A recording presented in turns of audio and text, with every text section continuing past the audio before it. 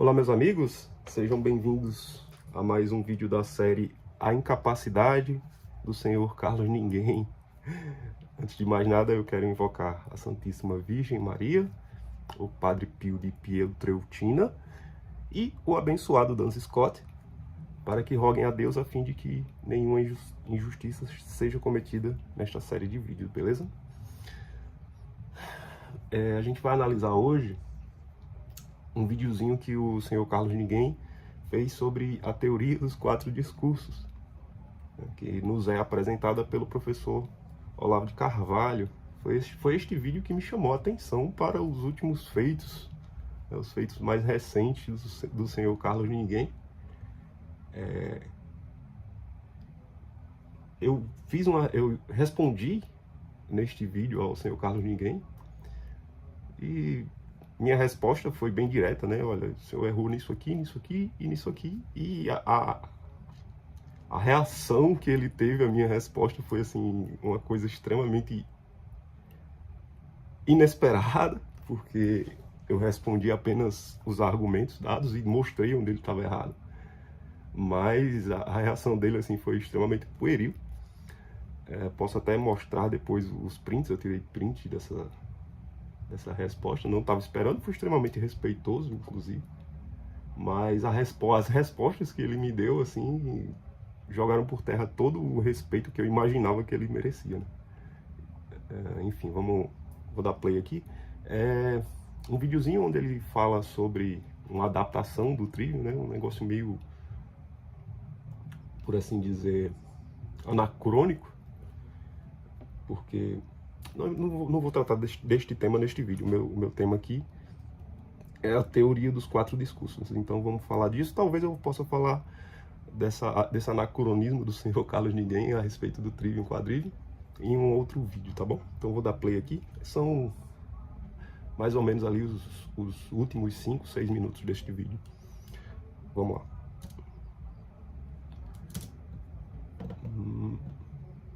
Deste vídeo. Mas há a segunda parte, em que eu falo dos 4 discursos. Os 4 discursos são uma teoria, a teoria dos 4 discursos era uma teoria de Olavo de Carvalho. Já começa estranho, porque ele fala que os 4 discursos são, e depois ele fala era. Essa palavra era me deixou um pouco intrigado. Dá a ideia de que... Tá, é uma especulação aqui, tá? Dá a ideia de que ele está tentando superar, né, a teoria dos 4 discursos. Na verdade, essa teoria é uma dedução que o Olavo faz acerca da estrutura do órgão aristotélico, né? Então seria a teoria de Aristóteles, que o Olavo de Carvalho ele percebeu essa estrutura enquanto estudava o órgão, e ele percebeu que o próprio Santo Tomás de Aquino tinha entendido as coisas deste jeito, que o Olavo expõe de maneira mais evidente pra gente, né? Então vamos continuar aqui. Só essa palavra era já dá uma ideia meio estranha, mas é isso, é a estrutura do órgão aristotélico. Tranquilo? Vamos lá. No livro em que trata dessa teoria, ele diz que há 4 discursos. Primeiro, o mito poético. Esse erro aí também é esquisito. Não é o mito poético, não é o discurso mito poético, né? É o discurso poético apenas, poético, né? Olavo entende essa palavra no sentido aristotélico da palavra poética. Poética em Aristóteles vai dizer criação, né? A criação humana, tipo, no sentido de criação imaginativa. O primeiro discurso é isso, ele é o discurso da criação imaginativa. Vai entrar tudo aí, praticamente. Vai entrar a poesia, vai entrar a épica, vai entrar a literatura que a gente tem hoje, né? Os romances, vai entrar tudo que é imaginativo, os nossos filmes, tudo aquilo que o ser humano cria imitando, né, as coisas da nossa realidade, né? Todo o discurso imaginativo. E aí ele já comete a primeira confusão, né, no próprio termo, entende? O próprio termo poética ele não entende de acordo com o sentido aristotélico. O próprio termo poético já é pervertido pelo senhor Carlos Ninguém. Mas vamos lá. Segundo, o retórico. Terceiro, o dialético ou tópico. E quarto, a lógica.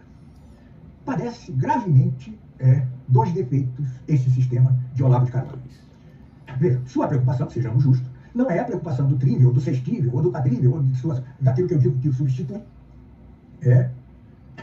Aliás, diga-se que trível, o sextível e esta substituição do quadrível dou inteiramente durante 5 anos na escola tomista. Mas voltando ao Olavo de Carvalho, ele padece dois graves defeitos. Por quê? Ele não quer propor um método de educação, ele quer tratar teórica.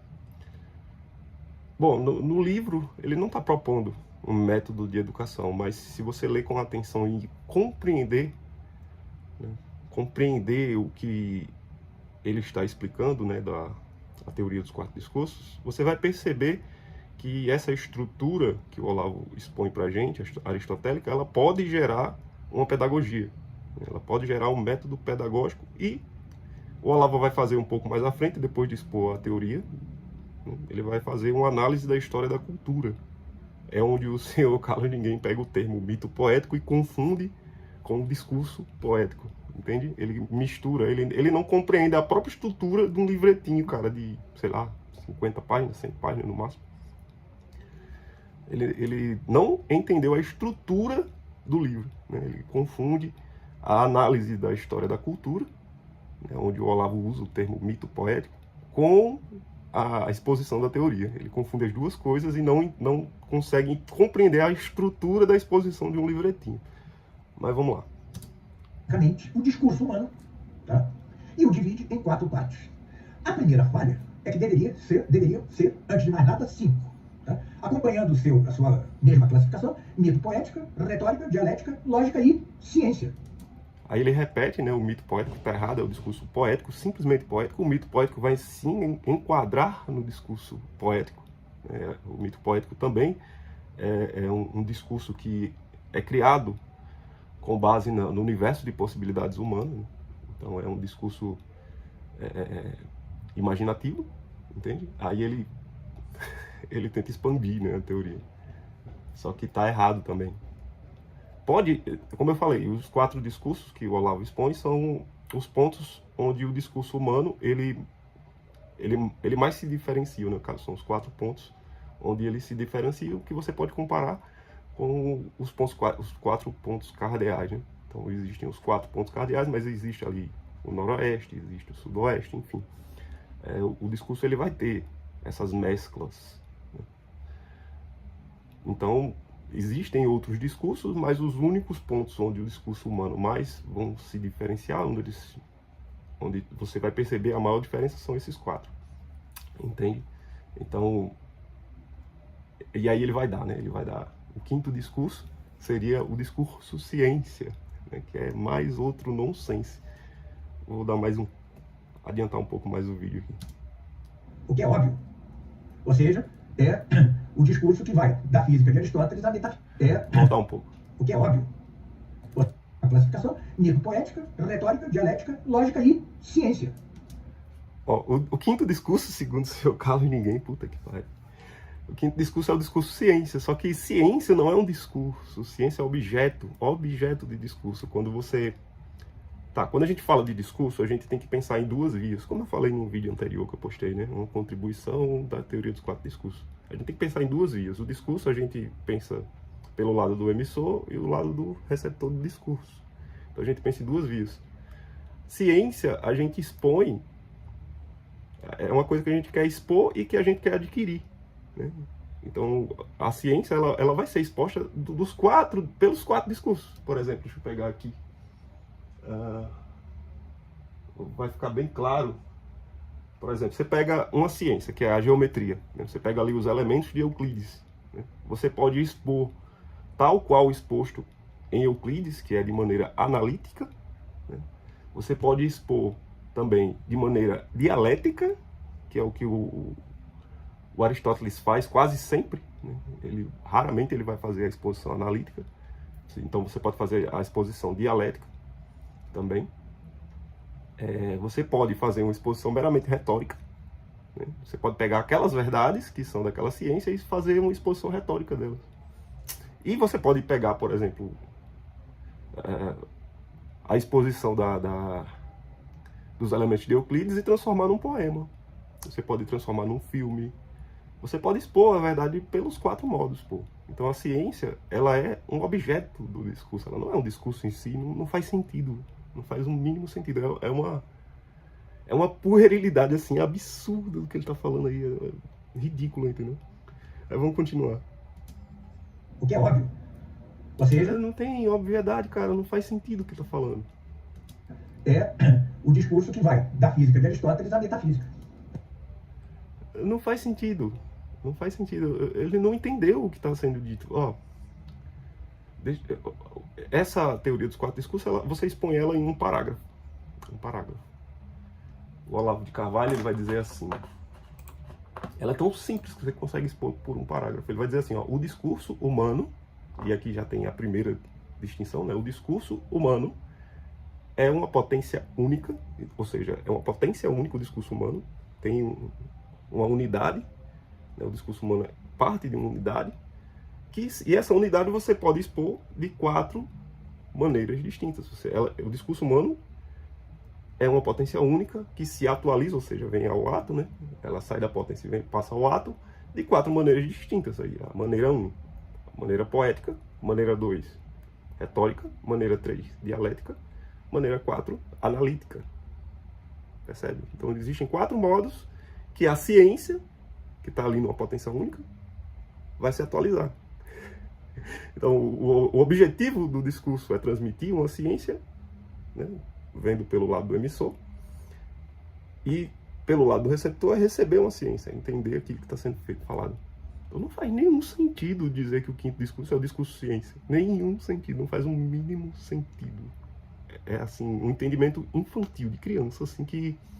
Cara, tem uma aula do professor Olavo que falando da teoria dos 4 discursos, na qual um garoto de 18 anos, salvo engano, é mais ou menos isso, 18 anos, 19, alguma coisa assim, cara, ele faz umas objeções muito superiores a isso que o senhor Carlos ninguém entendeu da teoria. Ou seja, o senhor Carlos ninguém não entendeu nada. Mas vamos continuar aqui no vídeo. Ele não se confunde com a lógica, senão que a lógica é propedêutica a ele. Deixa eu voltar um pouco. Ele não se confunde, ou seja, ganhando a sua mesma classificação, mito poética, retórica, dialética, lógica e ciência. O que é óbvio. Ou seja, é o discurso que vai da física de Aristóteles à metafísica. Ele não se confunde com a lógica, senão que a lógica é... A física de Aristóteles expõe quase que exclusivamente, né, na sua maior parte, dialeticamente. Pouquíssimas coisinhas o Aristóteles vai expor ali analiticamente, pouquíssimas coisinhas. E algumas outras coisas ele vai expor retoricamente e algumas outras coisas ele vai expor, né, poeticamente. Então, o conhecimento que Aristóteles tem da física, da metafísica ou de qualquer outra coisa, ele vai expor desses quatro modos, dessas 4 maneiras. E a que ele mais utiliza, né, a que ele mais usa para fazer a exposição daquelas ciências que ele conhece é a maneira dialética. Não faz sentido, ele não compreendeu o que está sendo dito. Mas eu vou continuar para expor um pouco mais da confusão do senhor Carlos Ninguém, graças à sua incapacidade. Vamos continuar. É propedêutica a ele. Esse é o primeiro defeito. Não é defeito. E o segundo é grave. Ele criou um defeito, que é o defeito dele, o defeito do entendimento do juízo que o senhor Carlos Ninguém faz da teoria, né, e ele está atribuindo ao Olavo de Carvalho. É ridículo, velho. Isso é hiper grave. No discurso que ele intitula Mito Poético, que não é isso, ele usa a palavra poético, é o discurso poético, tá? Mito poético é quando o senhor Carlos Ninguém confunde a exposição da análise da história da cultura com a exposição da teoria dos 4 discursos em si. Ele faz essa confusão por falta de entendimento e utiliza essa palavra várias vezes, não é um erro. Obviamente ele está lendo em todos os vídeos, quase todos os vídeos do senhor Carlos Ninguém ele está lendo, né? Você pode observar nos olhos dele que ele está lendo as coisas. Ele preparou de antemão e ali ele só vai lendo, inserindo um comentário ou outro, mas é quase literal ali, é tudo lido. Aristóteles nunca chamou tal. Ele diz que esta divisão é aristotélica, mas Aristóteles jamais a deu mito poética, jamais. Ele não dá esse mito poético, ele é o poético. Porque Aristóteles distinguia perfeitamente, por um lado, a poética, do outro, a mitologia. Cara, a própria palavra poética quer dizer isso, né? Aquilo que os seres humanos criam, né? E nesse sentido de imaginativamente. Né? Então, a poética, o mito poético se enquadra dentro da poética, porque é um discurso, é uma coisa que os seres humanos imaginaram. Né? Então, vamos continuar. Imaginaram por mímese, né? Por imitação das coisas da nossa realidade. A mitologia era uma pré-ciência, era uma pré-teologia para Aristóteles. Sim, mas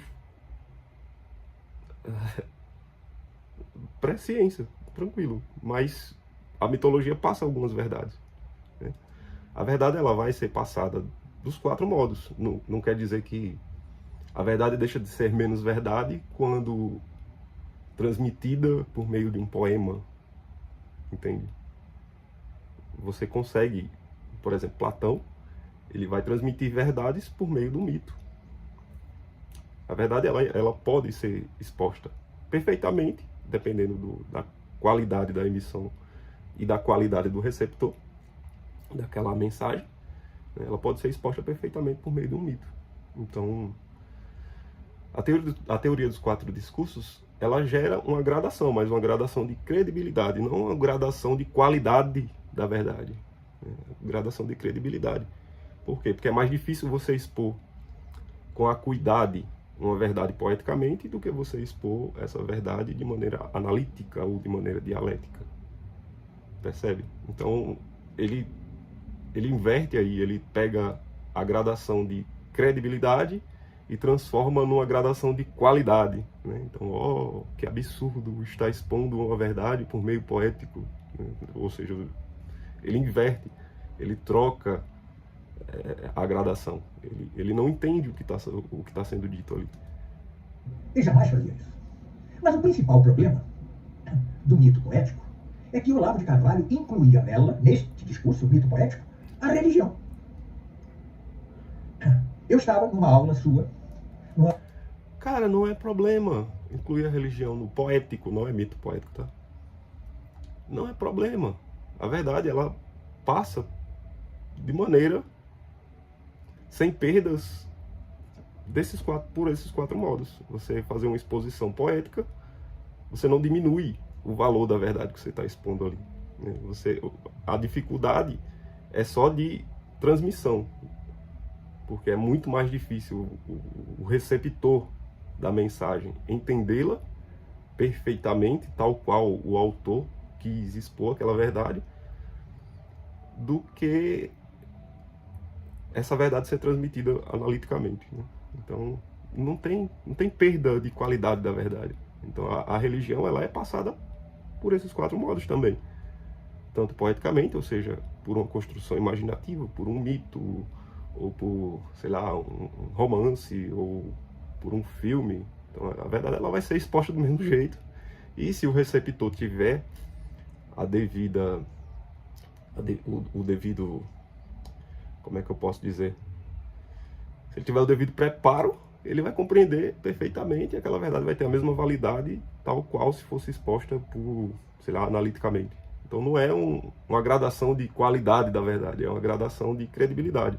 Né? Quando você lê um poema, você tem que você tem que ter um pouco mais de disposição para pensar sobre muitas outras coisas do que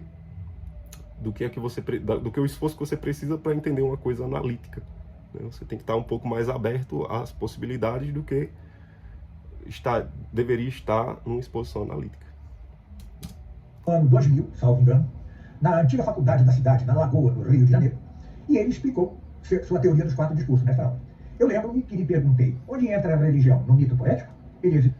Eu acho difícil Não estou dizendo que isso não tenha acontecido, pode ter acontecido. Eu acho difícil ele ter dito um mito poético e Olavo ter respondido sem tê-lo corrigido sobre isso, né? Então eu acho muito difícil. Talvez ele tenha, na época, ele tenha dito, onde entra a religião? No poético? E aí o professor Olavo, obviamente, teria respondido sim. Né? Só que a religião você expõe de 4 modos diferentes. Você pode expor a religião analiticamente, conceitos religiosos, ou... É tanto que existem os argumentos lógicos, né?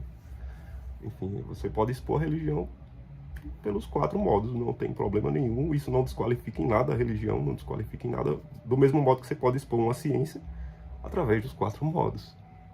Não faz sentido esse questionamento sem o Carlos Ninguém. Vamos continuar. Hesitou por um instante e disse que sim. Ainda os que não acreditam no meu testemunho, procurem em sua vasta obra, vasta mais ou menos, porque a maioria da sua vasta obra é de disputa com os comunistas. Reduz. Cara, esses 2 quadrados aqui, os 2 últimos livros brancos, tá vendo ali, ó, livro pra caramba. Esses 2 quadrados ali são todos os livros publicados recentemente do Olavo de Carvalho. São todos, tá? São todos. Só isso aqui já é enorme. Só que aqui, ó, aí não tem, né, os livros que foram publicados das realizações. Dá uns 30, quase 40 volumes de história da filosofia.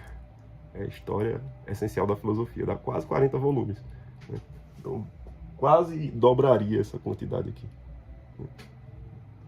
Então, o Olavo ele tem 2 coleções que foram de artigos de jornal, e aí tem misto ali, tem de tudo ali. É uma análise filosófica da cultura em geral, então não é só sobre comunismo. O que o Olavo vai falar sobre comunismo é pouquíssimo da obra dele. A obra maior do Olavo vai estar lá no cofre, aí são 585 aulas de 3, 5 horas, 2 horas cada. Então a vastidão da obra do Olavo é enorme. Isso aqui é pouquíssimo. E 2 coleções são mistas, né? 2 coleções são mistas. E uma boa parte ali são de cursos avulsos sobre diversos temas. Então isso é bobagem, ele não sabe do que ele está falando. Ele não faz a menor ideia do que ele está falando, da grandeza do Olavo de Carvalho, cara. Não faz a mínima ideia, Não são obras sobre enfrentamento do comunismo. Cara, que puerilidade, velho. Assim, me dá a entender que ele tem alguma coisa pessoal contra o Olavo. E eu cheguei a esse resultado por algumas histórias que o Olavo conta sobre sua convivência com o seu Carlos Ninguém, né? Vamos continuar. Isso é isso.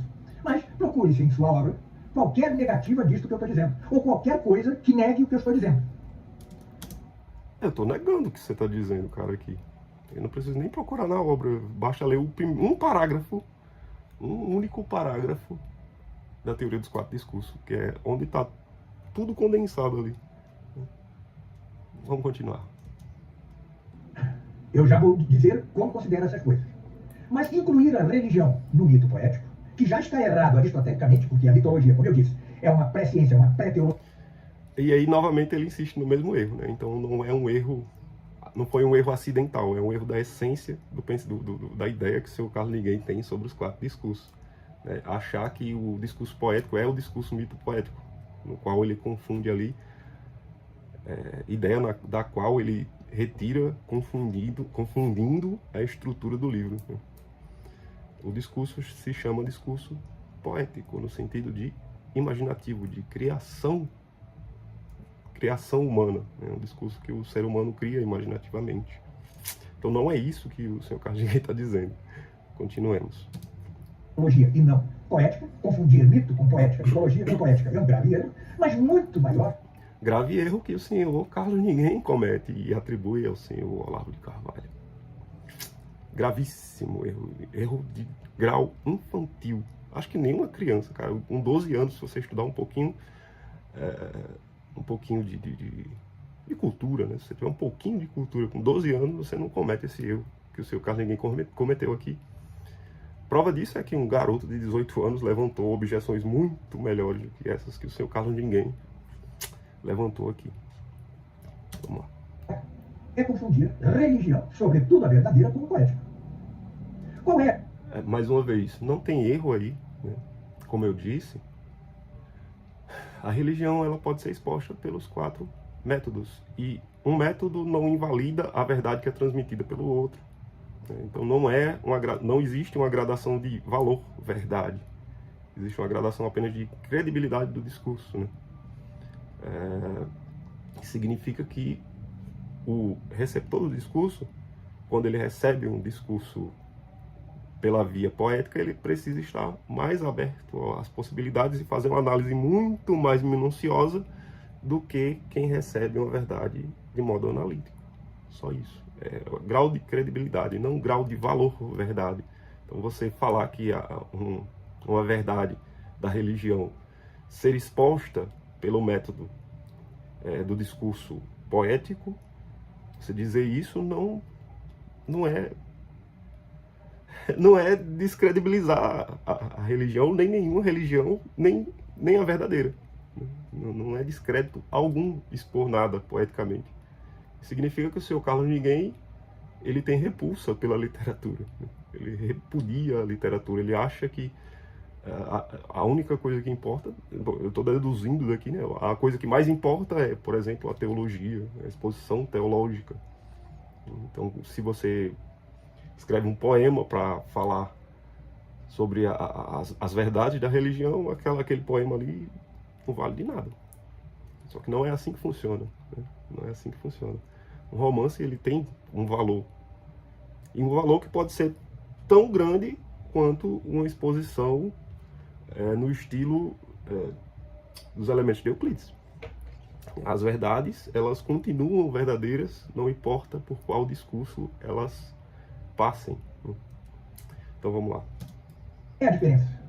É que o poético é discurso do homem, enquanto a religião é discurso e palavra de Deus. Olha só, já no primeiro parágrafo, no parágrafo que expõe a teoria dos 4 discursos, ela fala, olha, o discurso humano, ele não vai tratar do discurso de Deus, não vai tratar do discurso divino, né?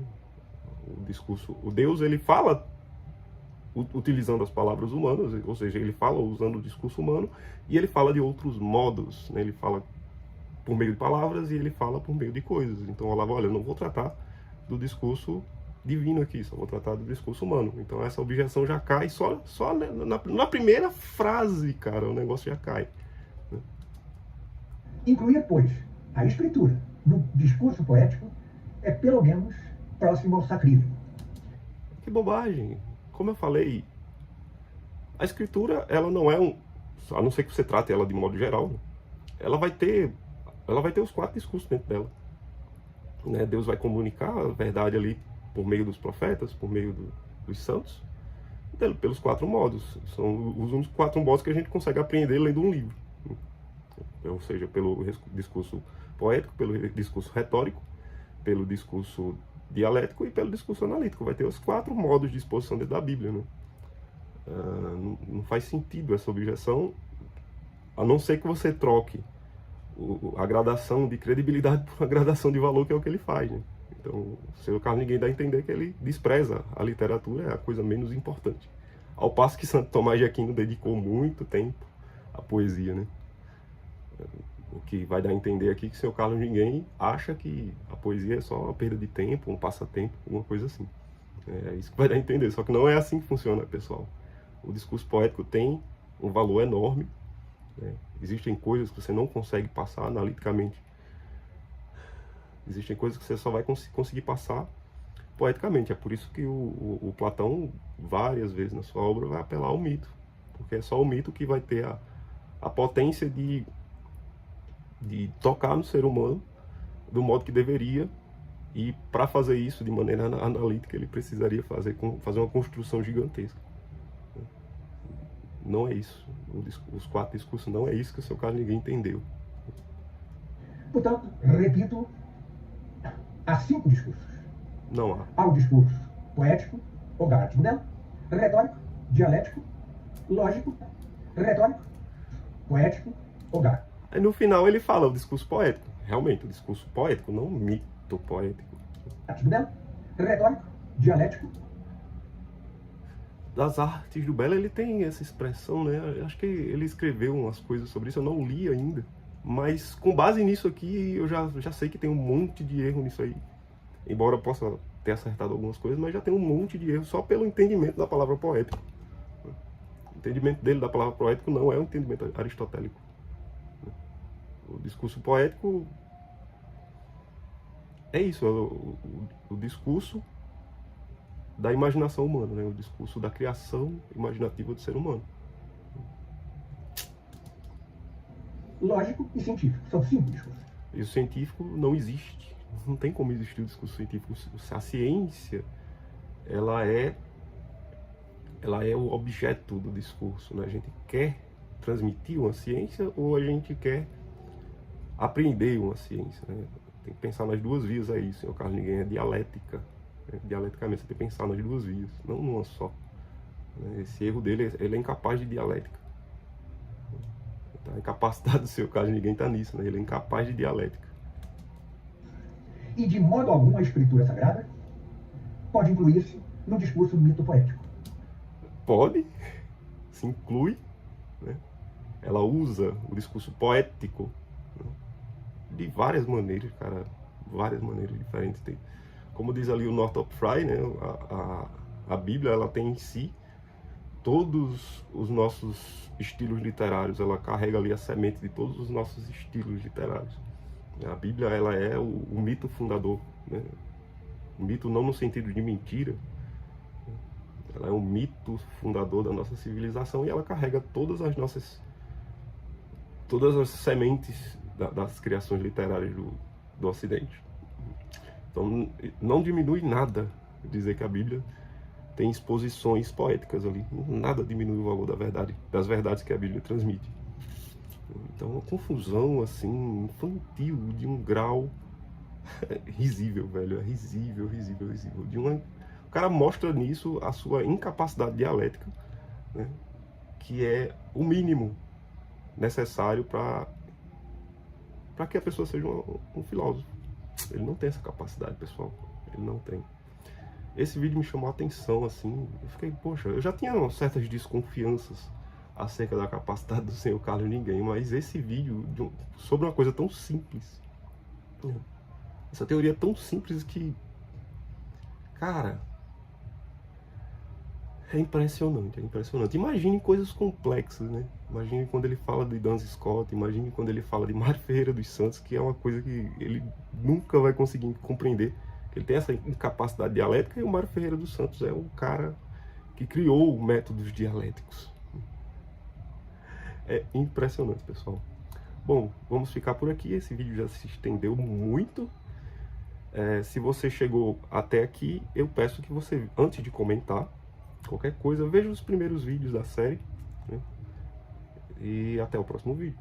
Valeu, até mais.